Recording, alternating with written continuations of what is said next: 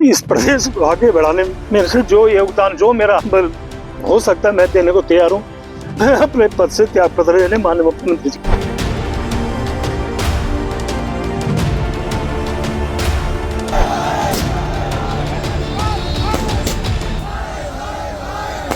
सत्ता के अहंकार को झुकना पड़ा। महेंद्र भट्ट जी का भी इस्तीफा होना चाहिए, रितु खंडूरी जी का भी स्पष्टीकरण होना चाहिए। देर कर दी मेहरबा आते आते। अध्यक्ष महेंद्र भट्ट जी ने इस बात के लिए माफी नहीं मांगी कि उन्होंने उत्तराखंड की जनता को क्यों धमकाया। हम लोग सह रहे हैं, अभी तक हमारा दूसरा पक्ष बोला ही नहीं। भूल गए कि अग्रवाल है, अगर अग्रवाल है तो ये पाप हो गया। अग्रवाल वैश्य होना पाप है। ये अगर इन्होंने एक जरा सी बात कोई हम करे उन्हीं की बात बढ़ी है कि सारे की जगह वो साला है, हम उसको बड़ी मानते हैं। मंत्री कहें, पूर्व मंत्री कहें, अभी क्योंकि इन्होंने इस्तीफा दे दिया है, राज्यपाल के पास इस्तीफा है। सीएम धामी को इस्तीफा देने जब गए थे उसकी भी तस्वीरें सामने आई थी। कुल मिलाकर प्रेमचंद अग्रवाल की चर्चा एक बार फिर उत्तराखंड में शुरू हो गई है और इस बार उनके इस्तीफे को लेकर के बहस हो रही है, इस्तीफे को लेकर के चर्चा हो रही है। पर्वतीय समाज लगातार आंदोलन कर रहा था और इसे उसी आंदोलन का परिणाम बताया जा रहा है, उसी दबाव का परिणाम बताया जा रहा है और कहा यह जा रहा है कि ये दबाव दिल्ली से आया है, यानी वहाँ के सियासी गलियारों तक ये बात पहुँच गई, पहाड़ियों की नाराज़गी पहुँच गई। किस तरह से प्रेमचंद अग्रवाल के इस्तीफे के बाद भी ये मामला गरमाया हुआ है, क्योंकि प्रेमचंद अग्रवाल ने जिन आंसुओं, जिन भावनाओं को उड़ेल करके इस्तीफे की बात कही थी वो भी कैमरे पर दर्ज हो गया था। उन्होंने वो फूट फूट कर रोए थे। अब इसे कुछ लोग घड़ियाली आंसू बता रहे हैं और इस पर भी अब पॉलिटिक्स हो रही है। ये कहा जा रहा है कि प्रेमचंद अग्रवाल तो सिर्फ एक शुरुआत है, महेंद्र भट्ट का भी नाम लोग ले रहे हैं, रितु खंडूरी का नाम भी ले रहे हैं। जिन जिन लोगों के रवैये पर लोगों ने सवाल खड़े करे हैं इस पूरे प्रकरण में, उन पर कार्रवाई की मांग कर रहे हैं।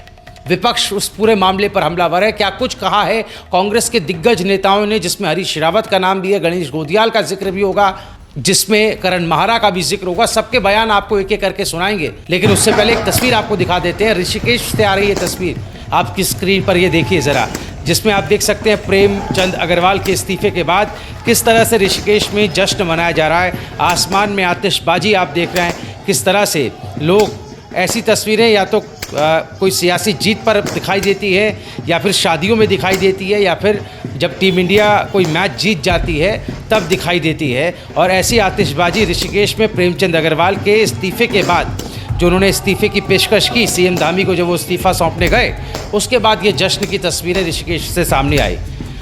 तो ये तस्वीरें बहुत कुछ बयां कर रही हैं। आप इस पर अपनी राय ज़रूर बताइएगा। अब आपको दूसरे हिस्से में लिए चलते हैं। प्रेमचंद अग्रवाल के सरकारी आवास पर जब उनके समर्थक पहुंच गए, उनका इस्तीफा देने के बाद उनके समर्थकों ने नारेबाजी शुरू कर दी। दर्जनों से भर से ज़्यादा उनके समर्थक इकट्ठा होने लगे और उन्होंने सख्त चेतावनी दी है। सीधे शब्दों में कहा है, हम चक्का जाम करेंगे, दुकानें बंद होंगी। आपको इनके बयान भी सुनाते हैं, इनके जो प्रमुख चेहरे हैं उनके बयान सुनाते हैं कि वो क्या कुछ कह रहे हैं। एक मैदानी मंच तैयार किया है, इसकी भी बात हो रही है। एक तरफ कह रहे हैं सर्व समाज, दूसरी तरफ मैदानी मंच शब्द का इस्तेमाल कर रहे हैं। तो पहाड़ वर्सेस मैदान की जो लड़ाई है उसको भुनाने की कोशिश हो रही है प्रेमचंद अग्रवाल के इस्तीफे के आसरे।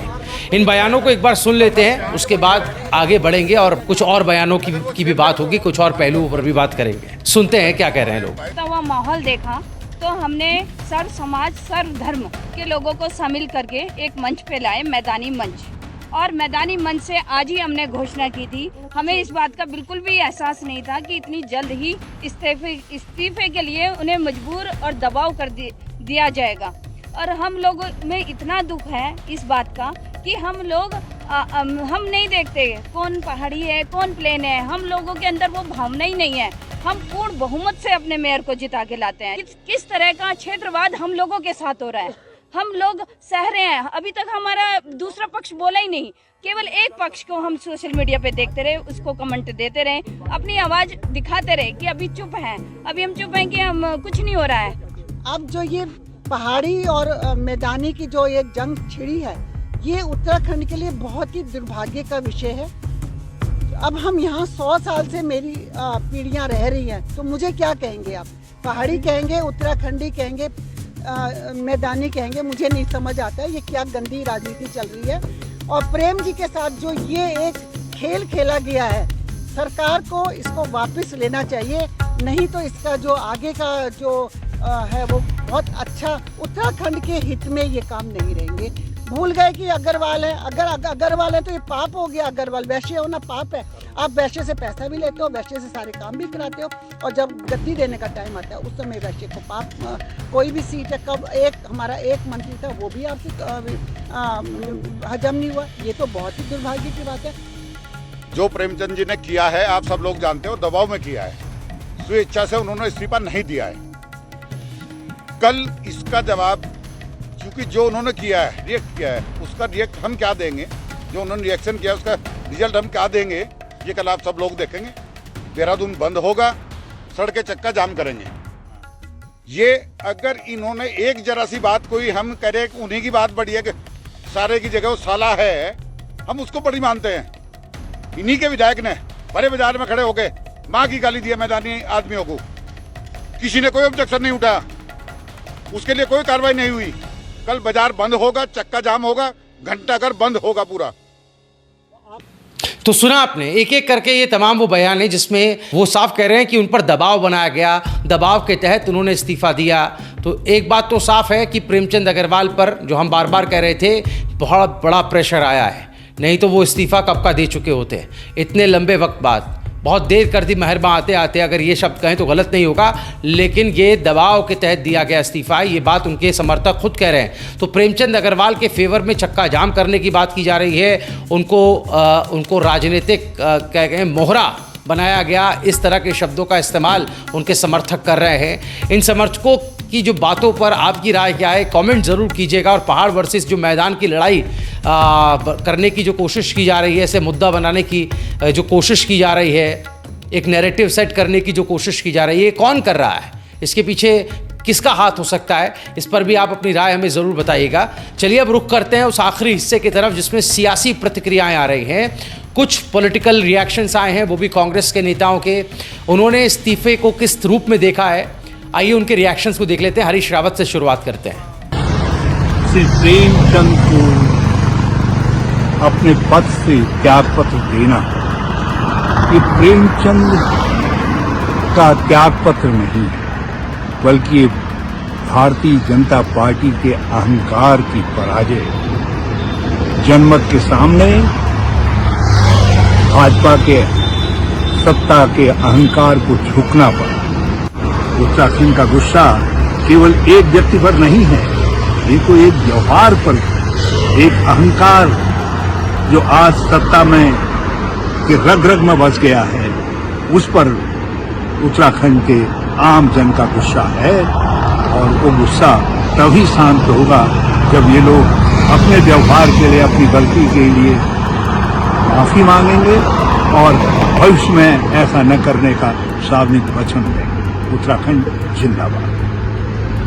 मंत्री प्रेमचंद अग्रवाल के इस्तीफे को मैं उत्तराखंड की जीत, उत्तराखंडियत की जीत के रूप में देखती हूँ और कहना चाहती हूँ बहुत देर कर दी मेहरबा आते आते। और आज ऑलमोस्ट 1 महीना होने को है, लेकिन ना संगठन ने कोई कदम उठाया और ना सरकार ने कोई कदम उठाया। यदि तत्काल रूप से प्रेमचंद अग्रवाल को उनके पद से बर्खास्त कर दिया जाता, यदि भाजपा की सदस्यता से उनको निष्कासित कर दिया जाता, तो जो घाव पहाड़वासियों के दिलों में उन्होंने दिया अपनी बदजुबानी से, अपने बड़बोलेपन से, अपनी बदतमीजियों से, उस पर शायद कुछ हद तक मलहम लग पाता। कुछ भी एक्सक्यूजेस प्रेमचंद अग्रवाल जी दे दें कि उनका क्या योगदान, क्या बलिदान उत्तराखंड के लिए रहा है, वो सब एक तरफ है, लेकिन जो आपने विधानसभा के अंदर पहाड़वासियों को गाली दी, वो कतई नाकाबिले बर्दाश्त थी। ये लड़ाई प्रेमचंद अग्रवाल जी के इस्तीफे तक ही सीमित नहीं होगी, ये लड़ाई आगे भी बढ़ेगी तब तक जब तक कि मुख्यमंत्री धामी जी ने इस बात के लिए उत्तराखंड के लोगों से क्षमा नहीं मांगी कि उन्होंने प्रेमचंद अग्रवाल जी को ऐसे कृत्य पर क्यों उनका संरक्षण किया। जब तक रितु खनूड़ी जी ने इस बात के लिए माफी नहीं मांगी सरेआम कि उन्होंने विधानसभा में प्रेमचंद अग्रवाल जी का संरक्षण क्यों किया, तब तक ये लड़ाई रुकेगी नहीं। और जब तक भारतीय जनता पार्टी के अध्यक्ष महेंद्र भट्ट जी ने इस बात के लिए माफी नहीं मांगी कि उन्होंने उत्तराखंड की जनता को क्यों धमकाया इस प्रकरण में, तब तक ये लड़ाई रुकेगी नहीं। आज आपने इस्तीफा दिया है, प्रायश्चित किया है, मैं आपको धन्यवाद देता हूं और मुख्यमंत्री से अपील करूंगा कि जल्दी से जल्दी इस इस्तीफे को स्वीकार करें और साथ में महेंद्र भट्ट जी को भी हिदायत दें कि वो इस तरीके की भाषा शब्दावली का प्रयोग ना करें ताकि उत्तराखंड के लोग उद्वेलित ना हो।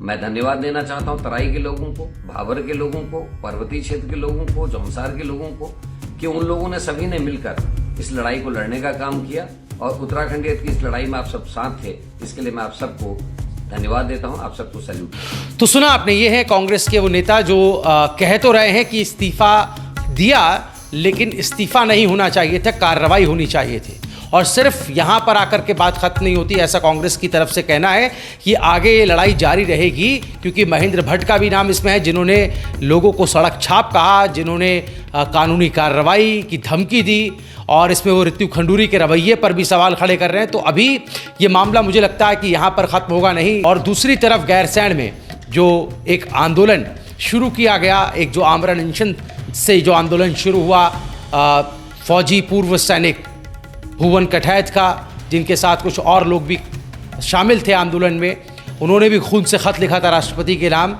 ज्ञापन सौंपा था और उसके बाद ये इस्तीफ़ा हुआ है। तो इसे संयोग माना जाए या वाकई उसका एक बड़ा असर पड़ा है ये समझा जाए तो हालांकि उन्होंने भी अपना मौन व्रत, अपना अनशन खत्म कर दिया है ये कहते हुए कि इसकी दिशा कहीं ना कहीं भटक रही है। बहरहाल ये मुद्दा क्या अभी आगे और लंबा चलेगा, इस बारे में आपकी राय क्या है? क्या आप संतुष्ट हैं जिस तरह से प्रेमचंद अग्रवाल ने अपना इस्तीफा दे दिया? क्या इस्तीफे के साथ ये विवाद खत्म हो जाएगा? आप इस पर भी बेबाक राय कमेंट ज़रूर कीजिएगा। आपके कमेंट को हम अपनी अगली वीडियो में ज़रूर शामिल करेंगे और ऐसे ही वीडियोज़ के लिए आप देखते रहिए राय शुमारे।